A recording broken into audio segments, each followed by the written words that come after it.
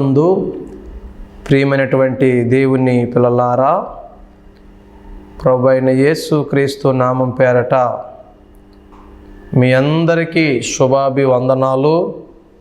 మరణాత, షలోం. ఒక వాక్య భాగాన్ని మనం ధ్యానం చేసుకుందాము. నిర్గమాకాండము 37వ అధ్యాయము 1వ వచనం చదువుతున్నాను, చూడండి. మరియు బెసలేలు తుమ్మకర్రతో ఆ మందసమును చేసెను. చిన్ని ప్రార్థన చేసుకుని ప్రభు సహాయం తీసుకుందాము. పరిశుద్ధుడవైన తండ్రి, ప్రేమ నమ్మకము కలిగిన దేవా, కృపా సత్య సంపూర్ణుడా, మహోన్నతుడా, మహాగణుడా, మీ ఘనమైన నామమునకు వందనాలు, స్తుతులు, స్తోత్రములు చెల్లిస్తూ ఉన్నాము. విశేషమైన నీ ప్రజలతో ఈరోజు కూడా మీరే మాట్లాడమని, నన్ను మీ ఆత్మతో అభిషేకించి నాకున్న సమస్త బలహీనతలు, స్వర బలహీనత, శారీరక బలహీనత తీసివేసి నూతన బలమిచ్చి నీ బోరగా వాడుకోమని మా మంచి బోధకుడైన యేసు నామమున ప్రార్థిస్తున్నాను పరమ తండ్రి, ఆమేన్. ప్రభువునందు ప్రియమైనటువంటి దేవుని పిల్లలారా, ప్రభు అయిన యేసు క్రీస్తు వారి యొక్క కృపయు సమాధానము మీకును మీ కుటుంబములకు దేవుడు సదా అనుగ్రహించును గాక.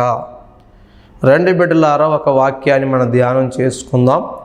మనం చదివిన భాగంలో నిర్గమాకాండం 37వ అధ్యాయంలో చూస్తే అక్కడ చాలా విలువైన మాటలు ఉంటాయి. అందులో ఒక మాటని ఈరోజు మీకు వివరించడానికి నేను దేవుని ఆత్మచేత ప్రేరేపించబడి ఇష్టపడుతూ ఉన్నాను. దేవుడు ఒకసారి ఒక కదిలే మందిరం నిర్మించాలని ఆశపడ్డాడు. ఈ కదిలే మందిరాన్ని ఏమంటామంటే ప్రత్యక్ష గుడారము అంటాం. ఇశ్రాయేలీలు తమ ప్రయాణములో వారు ఎక్కడికి వెళ్ళిపోతే, ఎక్కడికి వెళుతూ ఉంటే అక్కడ కూడా పట్టుకుని వెళ్ళిపోతారు. వాళ్ళు ఎక్కడ ఆగితే అక్కడ ఆ ప్రత్యక్ష గుడారాన్ని వేసుకునేవారు. ఈ కదిలే మందిరం అంటే మరలా మీరు ఏదో అనుకోకండి. దేవుడు ఒక ప్రత్యక్ష గుడారాన్ని నిర్మించాలని ఉద్దేశించినప్పుడు దాని నమూనా మొత్తం కూడా మోషే గారికి తెలియపరచడం జరిగింది. దేవుడికి ఈ ప్రత్యక్ష గుడారములో ఏది ఎక్కడ ఉండాలో అన్నీ కూడా దేవుడు ఏం చేయాలంటే మోషే గారికి తెలియపరిచారు.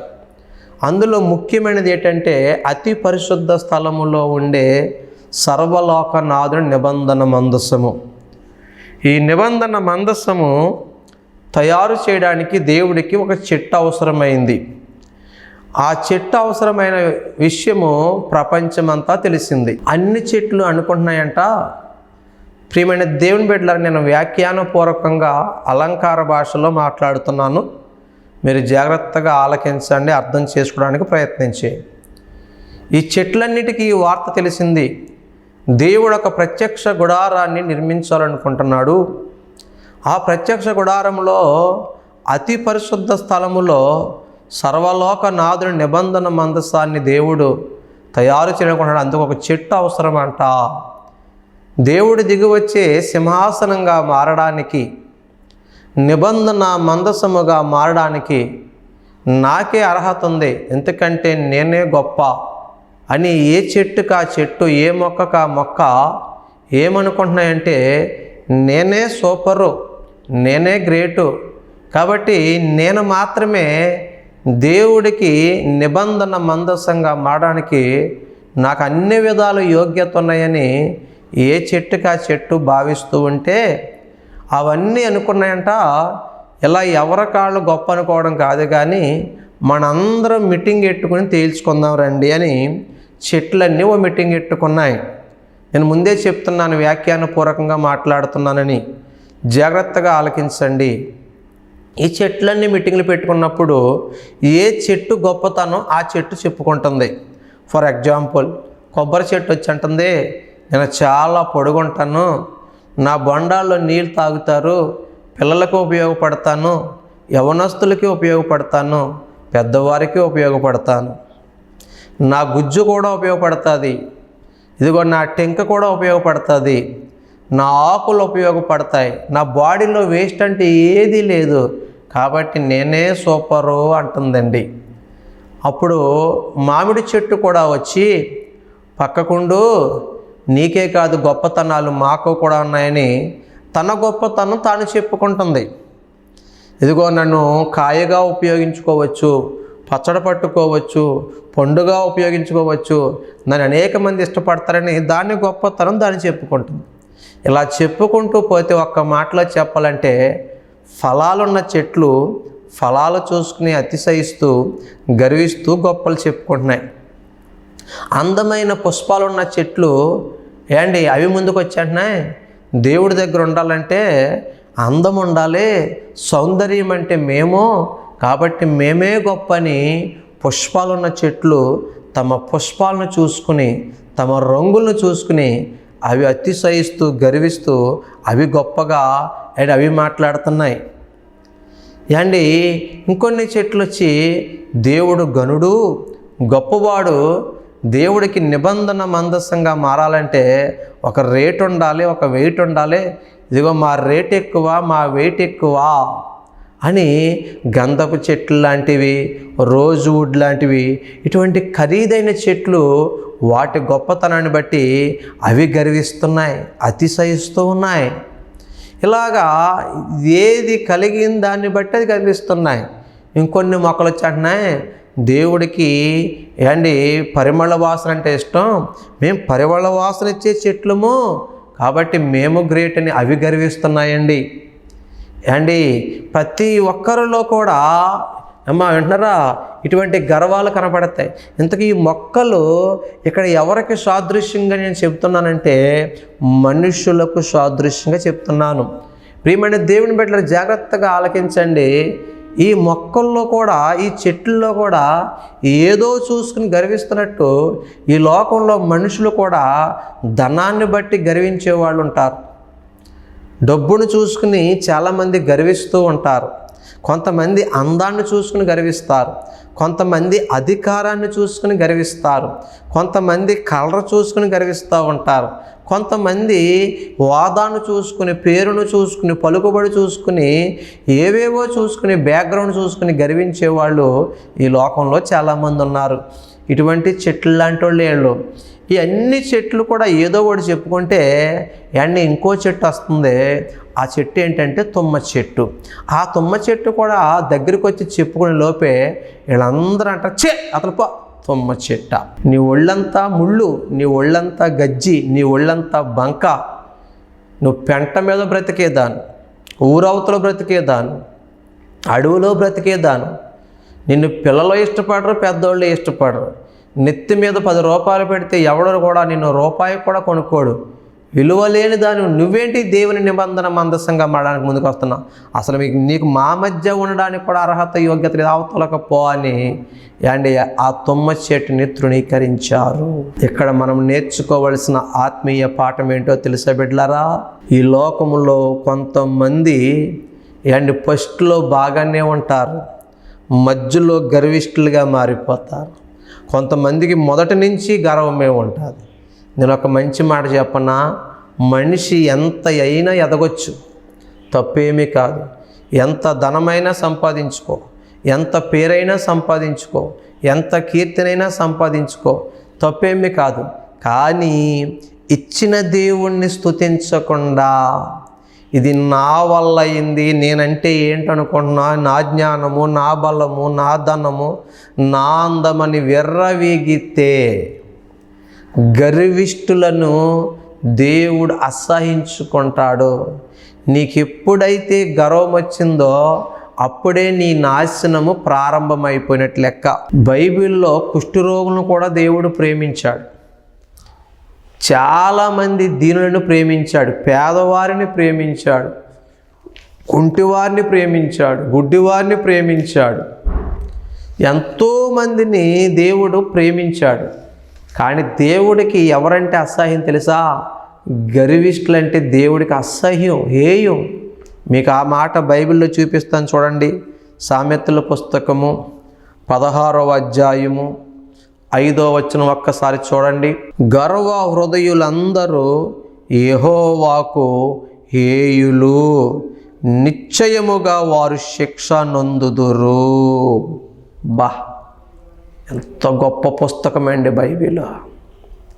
ఇది చాలామంది తెలియక మత పుస్తకం అనుకుంటున్నారండి. కాదండి బాబు, ఇది మన బ్రతుకు పుస్తకం, మన జీవితాలను బాగు చేసే పుస్తకం ఇది. ఎంత గొప్ప మాట చెప్పాడు చూసాడు దేవుడు.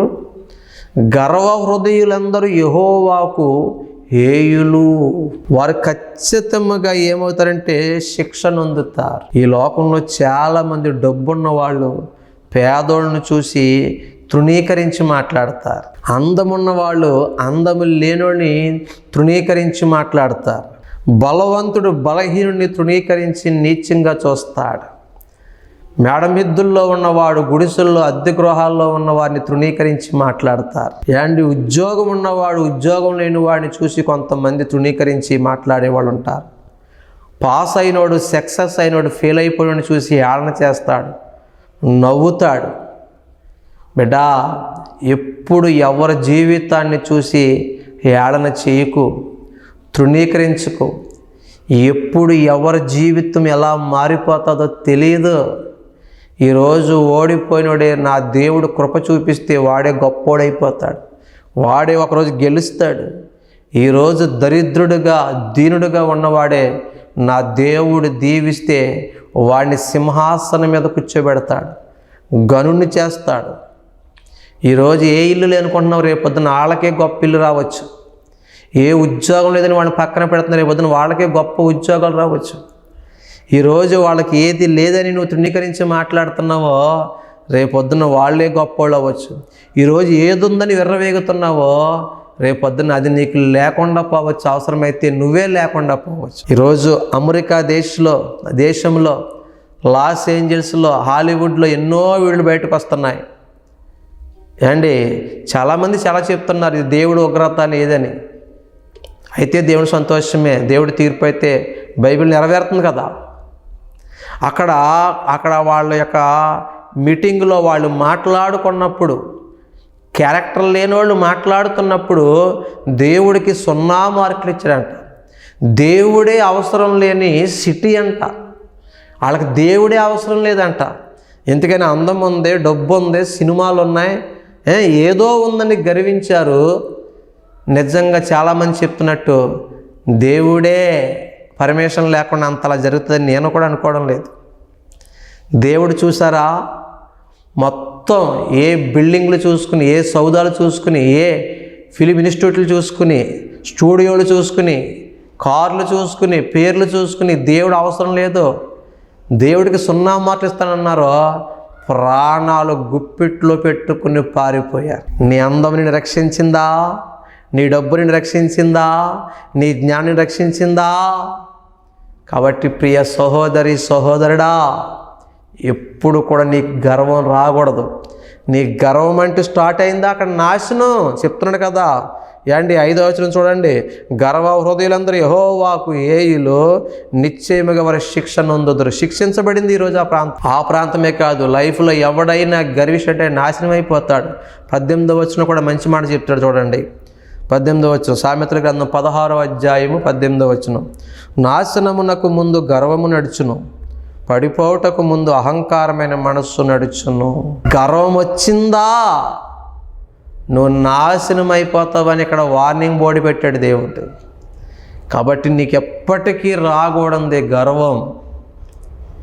ఎప్పుడు గుర్తించుకోవాల్సిన ఈ స్థితి దేవుడిచ్చాడు. ఇచ్చిన దేవుణ్ణి స్తుతించు, గర్వించకు.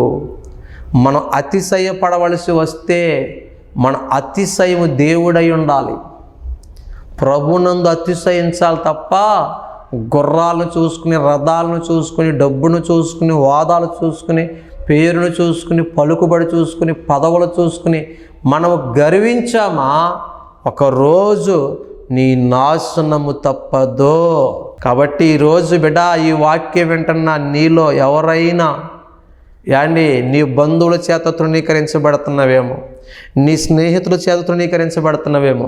ఈరోజు నీ బ్రతుకు బాగోలేదని, నీ బిడ్డ బ్రతుకు బాగోలేదని, అందము లేదని, అవయవాలు లేవని, పిల్లలు లేరని, ఫెయిల్ అయిపోయావని, ఆడపిల్లవని, ఉద్యోగం లేదని, వ్యాపారం నష్టపోయావని, యాని నల్లగా ఉన్నావని, లావుగా ఉన్నావని, లేదా నాకులాగా వికలాంగుడు అని, లేకపోతే నీ దగ్గర ఏదో లేదని ఈరోజు అన్ని రకాలుగా నువ్వు ద్వేషించబడుతూ దూషించబడుతున్నావేమో. ఈ చెట్లన్నీ కూడా తుమ్మ చెట్టుని అలాగే దూషించాయి. ఏయ్ తుమ్మ చెట్టు అవతల పో. నీ బ్రతుకు పెంట మీద బ్రతికే బ్రతుకు, ఊరవతల బ్రతికే బ్రతుకు. నెత్తి మీద 10 రూపాయలు పెడితే రూపాయికి ఎవడు నిన్ను కొనడు. మమ్మల్ని కొనుక్కునే వాడి లోకంలో చాలామంది ఉన్నారు. మాకు అందం ఉందని, ఏమైనా ఫలాలు ఉన్నాయని, విలువైన పత్రాలు ఉన్నాయని, పుష్పాలు ఉన్నాయని, రేట్ ఉందని, వెయిట్ ఉందని, పరిమళ వాసన ఉందని గర్వించి ఒక తుమ్మ చెట్టుని అందరూ తృణీకరిస్తున్నట్టు, అందరూ పక్కన పెట్టినట్టు, అందరి చేత నువ్వు కూడా తృణీకరించబడి ఉన్నావేమో, నిషేధించబడి ఉన్నావేమో, పక్కన పెట్టేశారేమో నిన్ను. బిడ్డా, నువ్వేమీ బాధపడకో. మనుష్యుల స్వభావాలు ఇంతే. ఈరోజు ఈ తుమ్మ చెట్టుని నీచంగా మాట్లాడుతున్నారు, తృణీకరించి మాట్లాడుతున్నారు. ఈరోజు నీ జీవితం కూడా తుమ్మ చెట్టులాగే ఉందేమో. ఈరోజు నీ బంధువుల చేతే నువ్వు తృణీకరించబడుతున్నావేమో, నీ స్నేహితుల చేతే నువ్వు తృణీకరించబడుతున్నావేమో, నీ ఇరుగు చేత, నీ పొరుగు చేత, నీ కొలీగ్స్ చేత, నీ క్లాస్మేట్స్ చేత నువ్వు తృణీకరించబడుతున్నావేమో.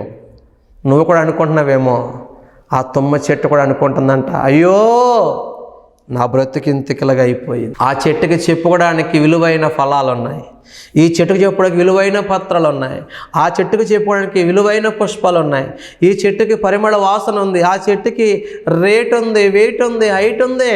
నాకు విలువైన ఫలాలు లేవే, విలువైన పత్రాలు లేవే, విలువైన పుష్పాలు లేవే. నా జీవితాన్ని ఎవరు ప్రేమించరే. నిజమే, పెంట మీద బ్రతికే, ఊరవతల బ్రతికే, రాళ్ళు రప్పల్లో బ్రతికే నా బ్రతికి ఇలాగ ఎందుకు అయింది? దేవుడా, నన్నే ఇలాగ ఎందుకు సృష్టించావు అని తుమ్మ చెట్టు ఏడుస్తూ వెళ్ళిపోతుంది. ఆ ఏడుపే, ఆ కన్నీరే తుమ్మ జిగురు. ఎన్నోసార్లు నువ్వు అనకనుకుంటున్నావా, అందరూ బాగానే ఉన్నారే, నా అవయవాలు ఎందుకు ఇలాగున్నాయి? అందరూ బాగానే ఉన్నారే, నా బిడ్డ బ్రతికి అలాగ ఎందుకు అయ్యింది? అందరూ బాగానే ఉన్నారే, నా భర్త ఇలాగ ఎందుకున్నాడు? అందరూ మంచి మంచి గృహాల్లో ఉన్నారే, మేము ఇలా ఎందుకు రేకు షెడ్డుల్లో, అద్దె గృహాల్లో, డేరాల్లో అండ్ గుడిసుల్లో బ్రతుకుతున్నామే? మేము ఏ పాపం చేసుకున్నామో అని తుమ్మ చెట్టులాగా నువ్వు ఫీల్ అవుతున్నావా బిడ్డ? ఈరోజు అందరి చేత ఎన్నో మాటలంటూ, చావలేక బ్రతకలేక అందరి చేత తృణీకరించబడుతూ, నీచంగా ఎంచబడుతూ ప్రక్కన పెట్టేశారా? ఒకప్పుడు నేను అవసరానికి వాడుకున్న మనుషులే ఈరోజు నేను పక్కన పెట్టేశారా? ఒకప్పుడు యాండి నేను ఇష్టపడిన వాళ్ళే నీతో అవసరం తీరిపోయిందని ఈరోజు నేను వద్దనుకుంటున్నారా? ఈరోజు నీ దగ్గర అందము లేదని యాండి ఎన్నో మాటలు అంటున్నారా? ఆరోగ్యం లేదని ఎన్నో మాటలు అంటున్నారా? నీ బిడ్డలే నిన్ను పక్కన పెట్టేశారేమో, నీ కన్నవారు నిన్ను పక్కన పెట్టేశారేమో, నీ బంధువులు నిన్ను పక్కన పెట్టేశారేమో, నీ తోబుట్టులే నేను నీచంగా మాట్లాడుతున్నారేమో. ఈరోజు దేవుడు నీతోనే మాట్లాడుతున్నాడు. నీ జీవితం తుమ్మ చెట్టులాగే ఉంది కదా, చెప్పుకోవడానికి ఏమీ లేదు, అతిశయించడానికి ఏమీ లేదు. ఎన్నో సూటిపోటి మాటలు, ఎన్నో నిందలు, ఎన్నో అవమానాలు, ఎన్నో గాయాలు, ఎన్నో బాధలు, ఎంతో కన్నీరు, ఎన్నో నిద్రలేని రాత్రులను అనుభవిస్తున్నావు. ఎందుకొచ్చిన బ్రతుకు, చనిపోతే బాగుండును అనుకుంటున్నావు కదా.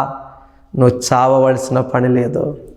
నా దేవుడు నీ కన్నీరు చూస్తున్నాడు. నీ పరిస్థితులు మార్చే రోజు అతి దగ్గరలోనే ఉంది. దేవుని బిడ్డ, ఈ వాక్యం పూర్తయినప్పటికీ నీ సమస్యలన్నిటికీ నా దేవుడు పరిష్కారం చూపించబోతున్నాడు. జాగ్రత్తగా ఆలకించు. ఈరోజు ఈ తుమ్మ చెట్టుని అందరూ తృణీకరిస్తున్నారు. ఈ మిగతా చెట్లకి గర్వం, మాకేదో ఉందని గర్వం. బిడ్డ, ఈ లోకంలో మనుషులు కూడా అంతే కదా. కొంతమంది చూడండి, కొంచెం ఎదిగిన తర్వాత గర్వం వచ్చేస్తుంది. అండి, ఓ సిస్టర్ గారు ఉన్నారంటే పిడకల వ్యాపారం చేసుకునేదంటే తప్పేమీ కాదు, డిగ్నిటీ ఆఫ్ లేబర్ అన్నారు. ప్రతి పని గౌరవమైనది, తప్పేం కాదు. చక్కగా కడుపు నింపుకుంటుంది, బాగానే ఉంది. ఓ రోజు అనుకుందంట ఈ కష్టం ఏదో విదేశాల్లో పడితే ఎక్కువ డబ్బు సంపాదించవచ్చని ప్రయత్నించి దుబాయ్ వెళ్ళిపోయిందంటే. అక్కడ కొన్ని సంవత్సరాలు అక్కడ ఉండి వచ్చే ముందు ఫ్రెండ్కి ఫోన్ చేసింది. ఫ్రెండో, నేను ఇండియా దేశం వస్తున్నాను, నువ్వు పలానా ఎయిర్పోర్ట్కి వస్తే నేను గిఫ్ట్ తెస్తాను, సెంట్ తెస్తాను, కారు కట్టిస్తాను, మనం కారులో వెళ్దామంటే ఫ్రెండ్షిప్ కదా. ఈ ఫ్రెండ్ ఎయిర్పోర్ట్కి వెళ్ళింది. ఆ పిడకలక్క రానే వచ్చేసిందండి. అన్నీ మారిపోయినాయి, వేషం కట్టు బొట్టు అన్నీ మారిపోయినాయి చక్కగా నిజంగానే గిఫ్ట్ తెచ్చింది ఫ్రెండ్కి నిజంగానే సెంట్ బాటిల్ ఇచ్చింది, నిజంగానే కారు కూడా కట్టించింది. వస్తా ఉంటే దారిలో ఒక పల్లెటూరు మీద వెళ్తూ ఉండగా ఆ పల్లెటూరులో ఒక గోడ మీద పిడకలు ఉన్నాయంటే. ఆ పిడకలను చూసిన ఈ అక్క అంటుందంట, ఈ దుబాయ్ అక్క ఒకప్పుడు పిడకలక్క, ఇప్పుడు దుబాయ్ అక్క అయింది. అవేంటి చక్రములు అట్టా ఉన్నాయి, అవి అట్టా వెళ్ళి అమ్మ సైతానో, అవి ఎట్టా వెళ్తాయని నీకు తెలియదా? అవి చక్రములా? ఒకప్పుడు మన బ్రతుకేంటమ్మా, ఒకప్పుడు మన వృత్తి ఏంటమ్మా, ఒకప్పుడు మనకి కడుపు నింపినటువంటి పని ఏంటమ్మా, ఆ పిడకల వ్యాపారమే చేసుకుని పోషించబడిన నీవు 10 రూపాయలు సంపాదించినప్పటికీ గతాన్ని మర్చిపోయావే, కూడెట్టిన వృత్తినే మర్చిపోయావే. దావీదు భక్తుడు మంచి మాట రాస్తాడండి కీర్తన గ్రంథము. చూడండి, అద్భుతంగా ఉంటాయి మాటలు. కీర్తన గ్రంథం 143:5. పూర్వదినములు జ్ఞాపకము చేసుకొనుచున్నాను. దావీదు తన గతాన్ని మర్చిపోలేదంటే. ఒకప్పుడున్న దుడ్డు కర్ర, గోనె పట్ట తన కోటలో ఉన్నప్పటికీ ఒక చోట దాచుకొని అప్పుడప్పుడు వెళ్ళి చూసుకుని ఈ స్థాయిలో నుంచి, ఒకప్పుడు నా చేతిలో దుడ్డు కర్ర ఉండేదయ్యా, ఇప్పుడు రాజదండం వచ్చింది, ఒకప్పుడు గోనె పట్ట కట్టుకునేవాడిని, ఇప్పుడు పట్టు వస్త్రాలు ఇచ్చావు, ఒకప్పుడు చెట్లంట గొట్లంట పొట్లంట తిరిగేవాడిని, ఈరోజు పట్టు పరుపుల మీద పడుకుంటున్నాను, కోటల్లో బ్రతుకుతున్నానని ఎప్పటికప్పుడు తన స్థితిని జ్ఞాపకం చేసుకుని తన పూర్వదినాలను బట్టి, అతని జీవితంలో దేవుడు చేసిన క్రియలను బట్టి, కార్యాలను బట్టి ప్రభువుని స్తుతించాడండి. అంటే దావీదు ఏం మర్చిపోలేదు? తన పూర్వస్థితిని మర్చిపోలేదు. ఈ పిడకలక్క అప్పుడే 4 డబ్బులు వచ్చినప్పటికీ తన పూర్వస్థితిని మర్చిపోయినట్టు యాక్ట్ చేస్తుంది. గర్వం వచ్చేసింది, డబ్బు గర్వం వచ్చేసింది. ఎంత దుర్మార్గం అండి ఇది. నిజంగా తెలియదు ఆవిడకి ఆ చక్రాలు ఏంటో. ఒకప్పుడు ఆ చక్రాలు అమ్మే కదా, ఆ పిడకలు అమ్మే కదా బ్రతికింది. ఆ పక్కన ఉన్న ఫ్రెండ్ ఉందంట, ఊరుకో, నా దగ్గర అంటే అన్నావు కానీ ఊళ్ళో అనుకో, నీ బ్రతుకు నాకు ఊర్లో అందరికీ తెలుసు, మరీ అంత గర్వించకే, మరీ అంత ఎక్కువ యాక్ట్ చేయకే అని చెప్పి గడ్డి పెట్టిందంటే. ఎందుకని? ఒకప్పుడు ఆమె చేసుకున్న ఆ పిడకల వ్యాపారం గురించి ఈమెకే తెలుసు, ఊరందరికీ తెలుసు. 10 రూపాయలు వచ్చినప్పటికీ గర్వపు మాటలు వచ్చేస్తున్నాయి నోట్లోకి. ప్రియమైన దేవుని బిడ్డలారా, ఎంత ఎదిగినా ఒదిగి ఉండాలి. ఎంత ఎక్కువ ఎదుగుతుంటే అంత జాగ్రత్తగా ఉండాలి. తెలుసా మీకు? పేరు పెరిగే కొద్దీ, డబ్బు పెరిగే కొద్దీ, వాదా పెరిగే కొద్దీ, కీర్తి పెరిగే కొద్దీ, ఘనత పెరిగే కొద్దీ ఎక్కువ జాగ్రత్తగా ఉండాలి. ఎందుకంటే మన హృదయం మనల్ని మోసం చేస్తుంది. నువ్వు కాబట్టి ఎంత తోడువయ్యావు, నువ్వు కాబట్టి ఎంత దానివయ్యావు, ఇది నీ జ్ఞానము, నీ బలము, నీ గొప్పతనమని నిన్ను నీ హృదయమే మోసం చేసే ప్రమాదం ఉంది. నీ మనసే నిన్ను మోసం చేసే ప్రమాదం ఉంది. హృదయం అన్నిటికంటే మోసకరమైనది, అది ఘోరమైన వ్యాధి కలదని ఇర్మియా భక్తుడు 17:9 చెప్పాడు కదా. కాబట్టి నువ్వే స్థితికి వెళ్ళినా చెప్పాలి, నేనేమై ఉన్నాను ప్రభు కృప, నేనేమై ఉన్నానో నీ దయ వలనేనయ్యా, నేనేమై ఉన్నానో నీ దయ వలనేనయ్యా, నాకున్నవన్నీయో నీవిచ్చినవేనయ్యా, నాకున్నవన్నీయో నీవిచ్చినవేనయ్యా. ఈ మనసు ఉండాలి. మనం పుడతా ఏమి తేలే, ఈరోజు ఈ జ్ఞానం ఇచ్చింది దేవుడు, ఈ బలం ఇచ్చింది దేవుడు, ఈ ఉద్యోగం ఇచ్చింది దేవుడు, ఈ వ్యాపారం ఇచ్చింది దేవుడు, ఈ పైసలు ఇచ్చింది దేవుడు, ఈ పొజిషన్ ఇచ్చింది దేవుడు, ఈ ధనగణతలు, కీర్తి ప్రతిష్టలు, వస్తు వాహనాలు, గృహాలు, భార్యని, బిడ్డలని, భర్తనే నువ్వేం కలిగి ఉన్నావో అవన్నీ ఇచ్చింది ఎవరంటే దేవుడు అని చెప్పి గుర్తెరిగి ప్రభుని స్తుతించాలి, కానీ గర్వించేవారుగా ఉండకూడదు. ఇంకొంతమంది బ్యాచ్ ఉంటారండి, వాళ్ళందరిని చూసి గర్విస్తామంట. వీళ్ళు తెల్లగా ఉన్నారనుకోండి, నల్లని చూసి ఏ నల్లదాని వెళ్ళరా, నల్లోడు వెళ్ళరా అంటారు. అబ్బా, ఎప్పుడు కూడా వాళ్ళని అలాగ చూసి తృణీకరించి మాట్లాడుకో. స్లిమ్గా ఉన్నవాడు బండోడు వెళ్ళరా, బండదాని వెళ్ళరా అంటారు. నీకు ఎందుకంత గర్వం? మాట అనేయడం ఈజీయే, కానీ ఆ మాట పడ్డ వాళ్ళ మనసు గాయపడుతుంది. కొంతమంది చూడండి, బండగా ఉన్నాం, నల్లగా ఉన్నాం, కాళ్ళు లేనోడు, కళ్ళు లేనోడు, ఇలా ఎన్నో అంటూ ఉంటారు. బిడ్డ, ఎప్పుడు ఎవరిని తృణీకరించి మాట్లాడి నువ్వు గర్వించుకో. దేవుడు చూస్తున్నాడో, నీ మాటలు కొద్దిగా ఉండాలి. ఈరోజు చాలామందికి డబ్బును చూసుకుని గర్వం, అందాన్ని చూసుకుని గర్వం, బిత్తైనటువంటి బిల్డింగులు చూసుకుని గర్వం, వస్తు వాహనాలు చూసుకుని గర్వం, పొలాలు చూసుకుని గర్వం, పొజిషన్ చూసుకుని గర్వం. నీ జీవితం ఎంత బిడ్డ? నా జీవితం ఎంత? ఇవి గ్యారంటీ అనుకున్నావా, స్థిరం అనుకున్నావా? ఈరోజు పైన ఉన్నవాడే కిందకి వెళ్ళిపోవచ్చు. అటువంటి ఎంతోమంది అయిపోయారు. సినిమా తారలని, రాజకీయ నాయకులని, సెలబ్రిటీలని, స్పోర్ట్స్ మ్యాన్ అని ఏదో ఉందని విర్రవేగించినాడు అతోపాతాళంకి వెళ్ళిపోయి బ్రతకలేక కుక్క చావు చచ్చిన ఉన్నారు, బ్రతకలేక సూసైడ్ చేసుకుని చచ్చిపోయి ఉన్నారు.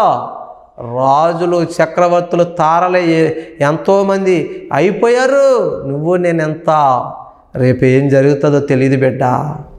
ఆవిరి వంటి మన బ్రతుకు ఎందుకంత అతిశయం? యాకోబు 4:14 చాలా గొప్పగా చెప్పాడు ఈ మాట. యాకోబు 4:14 ఏముంటుంది? రేపేమి సంభవించునో మీకు తెలియదు, మీ జీవం ఏ పాటిది, మీరు కొంతసేపు కనబడి అంతలో మాయమైపోయే ఆవిరి వంటి వారే. ఈ ఆవిరికి ఎంతకమ్మా ఎంత అతిశయం? ఇంతలో కనబడి అంతలో మాయమైపోయి ఆవిరికి ఎంతకమ్మా అంత గర్వం? ఈ ఆవిరికి ఎంతకమ్మా అంతంత మేకప్పులు, అంతంత అడావిడి? హైదరాబాదులో ఒక అమ్మగారు ఉన్నారు, నెలకి 1,50,000 రూపాయల బ్యూటీ పార్లర్కే కడద్దంటండి.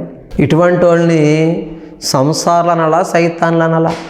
ఈ ఆవిరి లాంటి బ్రతుకుకి ఈ దేవుడిచ్చిన ఈ అందం సరిపోదని ఇంకా కొత్త కొత్త మెరుగులు దిద్దుకోవడానికి నెలకి ఆవిడ ఎంత కడుతుందంటే బ్యూటీ పార్లర్కి 1,50,000. అక్కలారా, చెల్లెళ్ళారా వింటున్నారా? ఆ డబ్బులేం మన దగ్గరుంటే యాండి, అయ్యో బావోయ్, 1,50,000 ఉంటే మనకు 6 నెలలు వచ్చేస్తాయి. ఇంకా జాగ్రత్త ఉంటే సంవత్సరం వచ్చేస్తాయి మనకి. కేవలము దేవుడిచ్చిన కళ్ళు ఇంకా అందంగా తయారు చేసుకోవాలండి, దేవుడిచ్చిన ముక్కు ఇంకా అందంగా తయారు చేసుకోవాలండి, దేవుడిచ్చిన చెవుల్ని, దేవుడిచ్చిన ముఖాన్ని అబ్బాయి దేవుడికి సరిగా రాలేదని అందంగా తయారు చేయడం, నేను ఇంకా అందంగా తయారవ్వగలనని ఆవిరి లాంటి బ్రతుకుని అండి బ్యూటీ పార్లర్లో పెట్టి నెలకి ఎంత కడుతుందంట ఆవిడ? 1,50,000. ఈ సంసారాలు పైకొస్తాయా? ఈ భర్త బయటపడతాడంటారా?